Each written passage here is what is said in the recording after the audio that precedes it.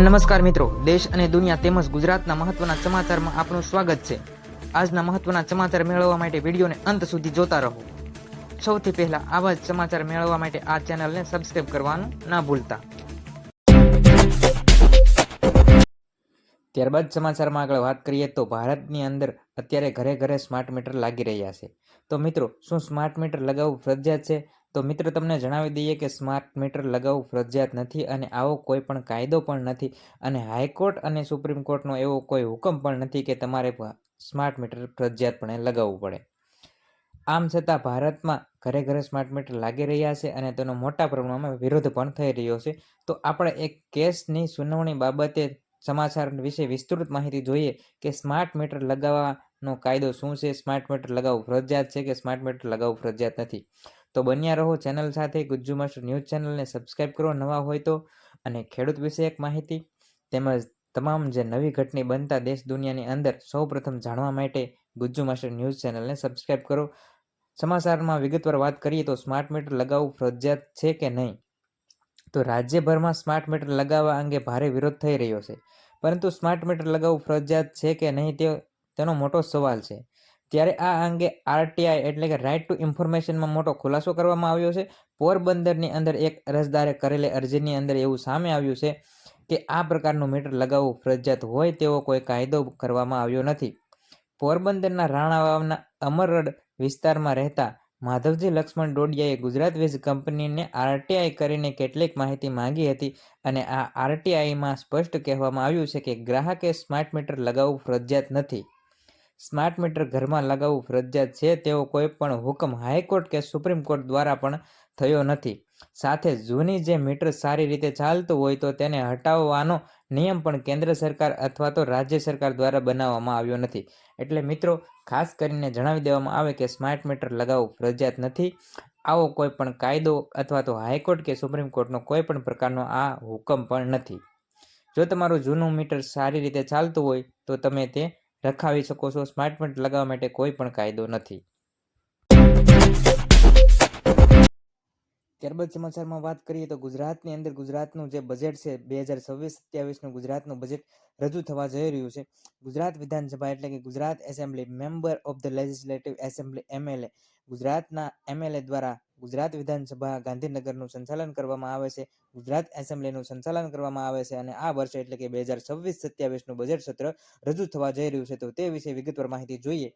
સોમવાર 16 ફેબ્રુઆરી 2026 ગાંધીનગર ખાતે રાજ્યના આર્થિક ભવિષ્ય માટેના મહત્વપૂર્ણ નિર્ણય માટેનું સત્રની શરૂઆત થવા જઈ રહી છે અને બપોરે 12 વાગ્યે રાજ્યપાલ આચાર્ય દેવવ્રત આને સંબોધન કરી રાજ્યના બજેટના સત્રની શરૂઆત કરવા જઈ રહ્યા છે।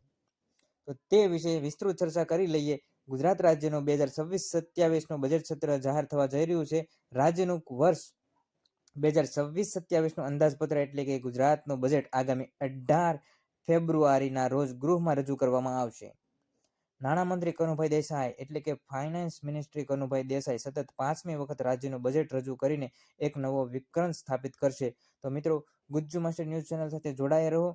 આજે 16 ફેબ્રુઆરીથી લઈને 18 ફેબ્રુઆરી ગુજરાતનું બજેટ જાહેર થવા જઈ રહ્યું છે। તો તે વિશેની જે અપડેટ માહિતી હશે 16 ફેબ્રુઆરી, 17 ફેબ્રુઆરી અને 18 ફેબ્રુઆરીએ જ્યારે ગૃહમાં રજૂ કરવામાં આવશે બજેટ સત્રને, તો તે વિશે કયા કયા વિષયોનો ચર્ચા કરવામાં આવી, ખેડૂત વિષયની કેટલી અંશે ચર્ચા કરવામાં આવી અને કેટલા બજેટ ફાળવવામાં આવ્યું, તો તે વિશેની વિસ્તૃત માહિતી અમે તમને પહોંચાડતા રહીશું આ ચેનલના માધ્યમથી।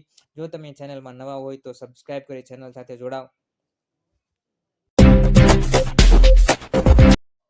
ત્યારબાદ સમાચારમાં વાત કરીએ તો ભારતની અંદર વસ્તી ગણતરી થવા જઈ રહી છે। 2026 અને 27ની વસ્તી ગણતરી થવા જઈ રહી છે। દર 10 વર્ષે ભારતની અંદર વસ્તી ગણતરી કરવામાં આવે છે। તો આ વર્ષે એટલે કે 2026-27ની અંદર વસ્તી ગણતરી કરવામાં આવશે અને તે મુજબ નવા આંકડા સામે આવશે। ભારત સરકાર દ્વારા 7 જાન્યુઆરીના રોજ બહાર પાડવામાં આવેલા જાહેરનામા અનુસાર ગુજરાત સરકારે HLO હાથ ધરવા માટેનો સમય ફરીથી સૂચિત કર્યો છે।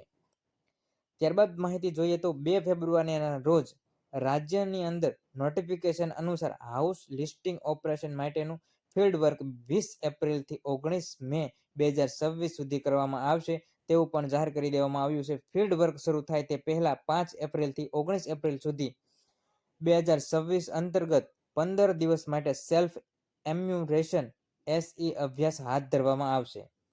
સેલ્ફ એન્યુમરેશન દરમિયાન લોકોને તેમની માહિતી ડિજિટલ રીતે સબમિટ કરવાની તક પણ આપવામાં આવશે.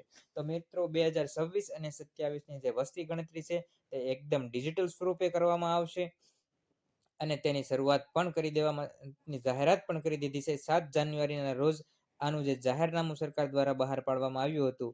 તો 20 એપ્રિલથી 19 મે 2026 સુધીની અંદર આ જે ફિલ્ડ વર્ક શરૂ કરવામાં આવશે તે વિષયની વિસ્તૃત માહિતી આ સમયગાળા દરમિયાન આપવામાં આવશે અને આ વસ્તી ગણતરી એકદમ ડિજિટલ સ્વરૂપે કરવામાં આવશે. તો 2026 અને 27ની વસ્તી ગણતરી દરમિયાન એક મીડિયા અહેવાલ અનુસાર વ્યક્તિ દીઠ ₹82 ખર્ચ પણ થવાનો છે તેવું પણ એક મીડિયા અહેવાલ મુજબ અમને માહિતી મળી છે. તો મિત્રો આજે અત્યાર સુધીની સૌથી મોંઘી વસ્તી ગણતરી કહી શકાય.